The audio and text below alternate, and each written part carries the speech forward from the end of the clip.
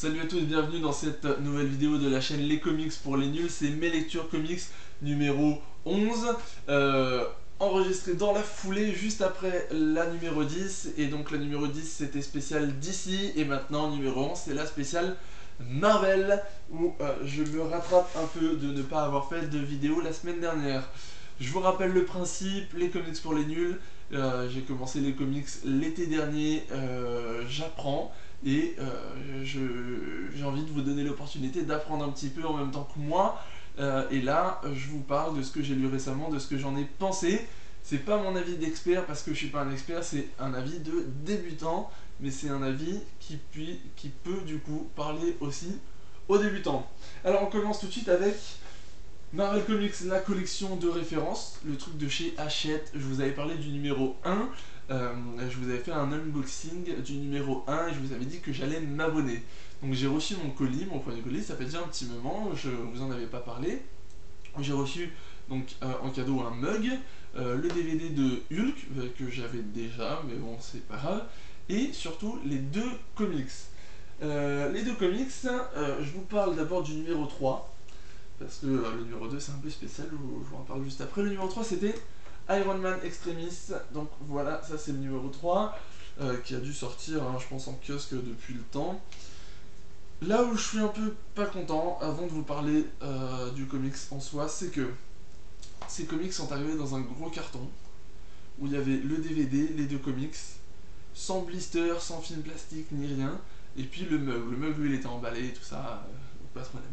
Le truc c'est que les comics, je vous avais dit, c'est couverture, revêtement mat à la Urban Comics, et c'est un revêtement qui marque vachement. Donc le comics, il s'est baladé comme ça dans le carton, et donc ça a marqué. Et je sais pas si vous pouvez le voir comme ça, mais il y a des traces un peu partout, des traces d'usure en fait. Ça, je suis pas très content.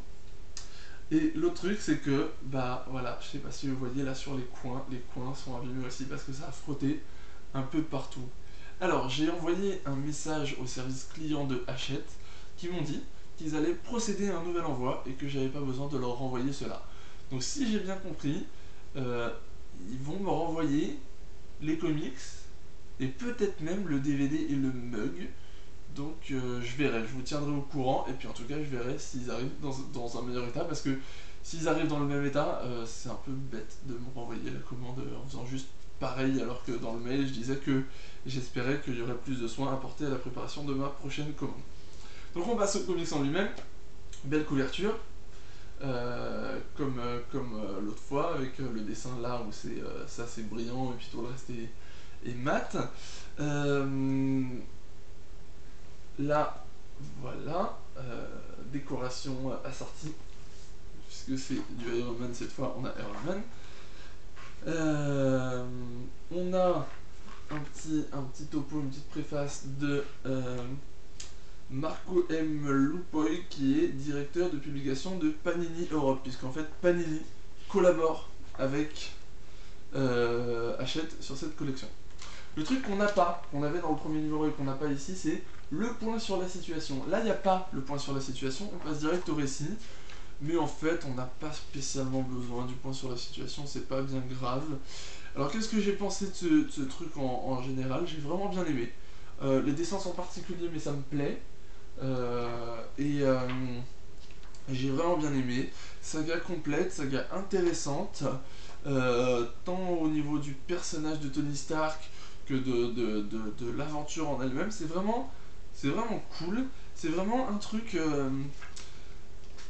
une histoire agréable où on voit du bon Iron Man, on voit du Iron Man qui ressemble aussi en fait à ce qu'on a vu dans les films.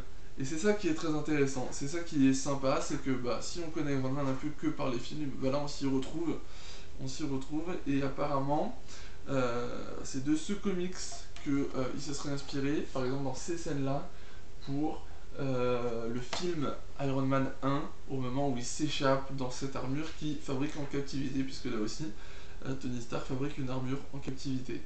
L'histoire est cool, il y a une espèce de virus, enfin c'est pas vraiment un virus, c'est un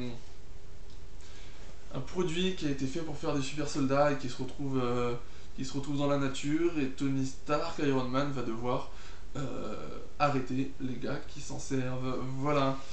Sinon, au niveau des dossiers à la fin, il y a toujours voilà, une espèce de galerie comme ça, une biographie du scénariste, du dessinateur, et puis ça, c'est très très bien, les prochaines lectures. C'est-à-dire, maintenant qu'on a lu ça, qu'est-ce qu'il nous conseille de lire pour continuer? Si on a aimé ça, qu'est-ce qu'on va aimer d'autre?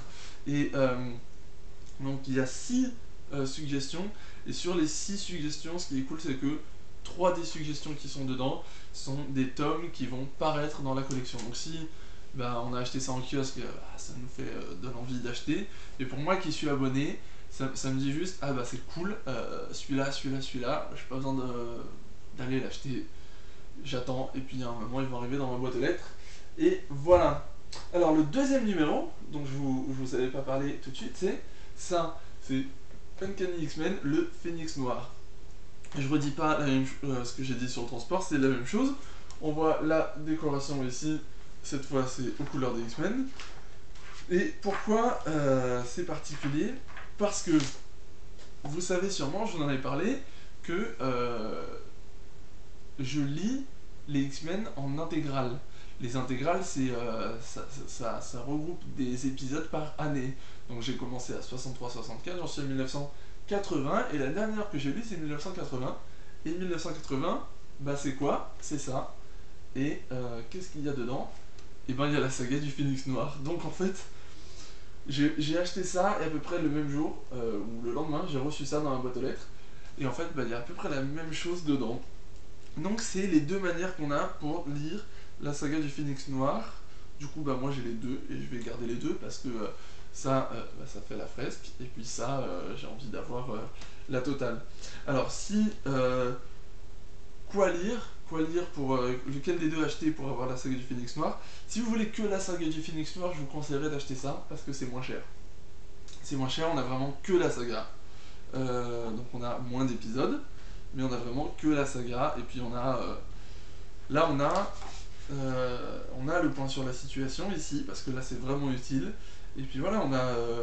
c'est exactement la même chose quoi, la traduction c'est la même. Au niveau de l'impression c'est de la même qualité. C'est juste un petit peu plus petit là-dedans, mais il faut vraiment pas grand-chose. Et alors là, on a plus d'épisodes. C'est un petit peu plus gros. Avec l'édition des 50 ans, on a ça. On a donc l'étui, il y a le rabat dessus. Mais en gros, dedans, c'est pareil. Et par contre, il y a un petit peu plus d'épisodes, mais c'est 2 fois plus cher ça, puisque ça vaut une trentaine d'euros. Voilà. Donc en fait, si vous voulez juste la saga du Phénix Noir, je vous conseille plutôt d'acheter ça, le truc de Hachette. Si vous ne le trouvez plus en kiosque, c'est possible d'acheter les anciens numéros sur leur site. Par contre, si vous êtes en train de lire les intégrales et que vous voulez avoir la collection des intégrales, je vous conseille plutôt ça, parce que sinon vous allez avoir un trou d'une année dans votre collection. Si vous vous en foutez d'avoir un trou d'une année et que ça vous gêne pas, non, en fait, vous pouvez pas lire ça parce que là, il va vous manquer quand même quelques épisodes. Si vous voulez vraiment être... si vous êtes un peu complétiste et que vous voulez avoir vraiment tout ce qui suit, il va falloir acheter ça. Mais sinon, dedans, c'est la même chose, c'est la saga. Alors, la saga en elle-même, comment c'est? C'est super bien. C'est vraiment super bien. C'est X-Men 3, le film. C'est un peu ça, en 10 fois mieux. C'est-à-dire que ils se sont inspirés de ça, mais ils en ont fait un peu n'importe quoi. Et dans le film, ils ont fait n'importe quoi, et alors que dans le comic, c'est vraiment bien, c'est du Chris Claremont, du grand Chris Claremont. Alors, je vais continuer les intégrales. J'ai commandé d'ailleurs celle de 81 tout à l'heure, et dans celle de 80, il y a la saga Futur Antérieur en français. En anglais, c'est Days of Future Past. Ça vous dit sûrement quelque chose, puisque c'est la saga dont est adapté le film X-Men qui arrive en mai, X-Men Days of Future Past. Donc je vais lire ça, puis ensuite j'irai voir le film. On parle vite fait de... on reste sur les X-Men du coup, et X-Men récent, le kiosque, ça c'est sorti la semaine dernière. C'est X-Men, le magazine X-Men, et c'est la partie 2, la deuxième partie du crossover Battle of the Atom. le crossover se termine, et il se termine vraiment sur les chapeaux de roue. J'ai été scotché par la fin de ce crossover. Le début m'avait emballé, m'avait accroché, et là la fin, c'est juste énorme quoi. Des rebondissements à la pelle. Alors il y a beaucoup de personnages, c'est un peu difficile de s'y retrouver, mais il y a des rebondissements de partout. Et la fin, mais la fin, les deux dernières pages, c'est un truc de malade. Et je suis à un moment, j'étais à deux doigts d'acheter les trucs en VO pour pouvoir voir la suite tout de suite. Mais je me retiens, et je vais attendre le mois prochain. Mais en tout cas, c'est encore facilement trouvable. Les deux parties du crossover, mais foncez dessus quoi. All New X-Men c'était super bien, et c'était déjà super bien, et là ça devient encore mieux, et avec ce qui se passe à la fin du crossover, mais je me dis dans les mois qui viennent, et ça va être magnifique. Voilà, je suis vraiment emballé par ça. Deuxième truc, c'est Infinity numéro 2. Alors là, ce que j'aime vraiment là-dessus, c'est les couvertures.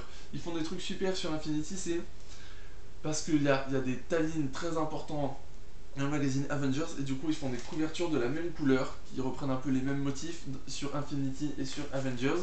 Donc voilà, pour les premiers c'était bleu, et bien maintenant c'est du rouge, et je trouve ça vraiment vraiment classe. Et pour le mois prochain ce sera du jaune, jaune doré, et on a vu les couvertures puisqu'on a les previews déjà, et c'est vraiment très très beau. Alors Infinity 2/6 commençait, et ben c'est mieux que le premier, puisque ça décolle un petit peu plus, et c'est très intéressant. Le crossover, les ventes promet beaucoup plus que Age of Ultron déjà, et bah voilà, moi j'aime bien, j'aime bien.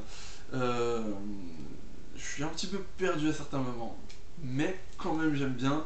Donc voilà, le magazine Avengers, euh, je l'achète parce qu'il y a les tie-in pour Infinity, et en fait ça m'énerve. Parce que ce magazine, j'avais décidé d'arrêter de l'acheter, parce que dedans il y a, il y a Secret Avengers, New Avengers, Young Avengers, toutes ces séries là où j'accrochais vraiment pas. J'accrochais vraiment pas. Et du coup, ben là,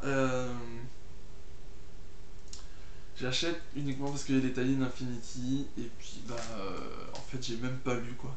C'est-à-dire que là le numéro de Young Avengers je l'ai même pas lu parce que cette série elle me saoule. Donc je lis vraiment que les tie-in d'Avengers, et bon bah voilà, c'est même si c'est pour 3 numéros, pour 3 tie-in que je lis, ben ça revient toujours moins cher que de les acheter en VO, donc c'est quand même intéressant. Et on termine vite fait sur le magazine qui m'a vraiment fait kiffer ce mois. Alors, après X-Men, puisque X-Men, vous avez compris que c'est le magazine que j'ai adoré ce mois-ci. Mais l'autre, c'est Iron Man. Alors, Iron Man, ce magazine est extra parce que c'est un magazine qui est déjà bien à la base. Et là, en plus, ils nous mettent des tie-in Infinity. Donc, c'est-à-dire que il y a les tie-in Infinity, donc c'est intéressant. Et les séries qui étaient bien restent bien, et vraiment même très bien. Donc ça, c'est super cool. Sur l'épisode d'Iron Man, révélation, une grosse révélation où on comprend enfin, c'est un peu la conclusion de la saga avec le robot là. Et on comprend les choses, et là on se dit wow. Voilà, et maintenant je pense que ça va avoir des répercussions sur la suite de la série. Sur Nova, Nova c'est vraiment cool quoi. Moi je trouve ça sympa Nova, où Nova c'est un petit garçon, là c'est le fils de l'ancien Nova, c'est Sam Alexander qui a repris l'armure de Nova, et il est très très drôle je trouve, dans ses réactions, dans un peu son apprentissage de héros quoi. Et c'est vraiment cool. On a l'épisode de Guardian of the Galaxy. Les Guardians of the Galaxy, ils sont dans les conséquences de Age of Ultron, puisque après Age of Ultron, donc le temps s'est écoulé, en tout cas au moins temporairement, et Angela, cette créature, on ne sait pas trop d'où elle venait, est arrivée. Elle a été capturée par les Gardiens de la Galaxie, donc ça c'était le mois dernier, et là elle est dans leur vaisseau, et on comprend un petit peu plus qui elle est, qu'est-ce qu'elle fait là. Et puis ça va avoir aussi des répercussions, il va y avoir la suite dans les mois qui viennent, et ça va être plutôt cool je pense. Il y a une nouvelle série là-dedans aussi, c'est Avengers AI, qui est un nouveau groupe qui regroupe plusieurs trucs. Il y a la Vision, il y a un Fatally Bot, je sais plus exactement qui d'autre. Ça c'est sympa mais sans plus. Et c'est juste dommage que ce mois-ci il n'y ait pas eu d'épisode de Fantastic Four, parce que Fantastic Four, la série est vraiment cool. J'aurais pu vous parler aussi de Superior Spider-Man, enfin du magazine Spider-Man. Je trouve que ce mois-ci c'était bien mais sans être excellent. À noter simplement chez Marvel que ce mois-ci en VO débute Amazing Spider-Man qui reprend au numéro 1, puisque donc Superior Spider-Man va s'arrêter. Amazing Spider-Man revient, c'est-à-dire que Peter Parker va reprendre possession de son corps. On ne sait pas encore comment, mais ça va être très intéressant, je pense. Et puis à signaler aussi bientôt la sortie prochaine du film Amazing Spider-Man 2. J'espère vraiment qu'il va être bien. Voilà, c'est tout pour aujourd'hui sur les lectures comics Marvel. Je vous retrouve la semaine prochaine pour une nouvelle vidéo. Ce sera mes lectures comics numéro 12. Et puis, en attendant, lisez des comics, amusez-vous, et puis faites-vous plaisir. Allez, salut!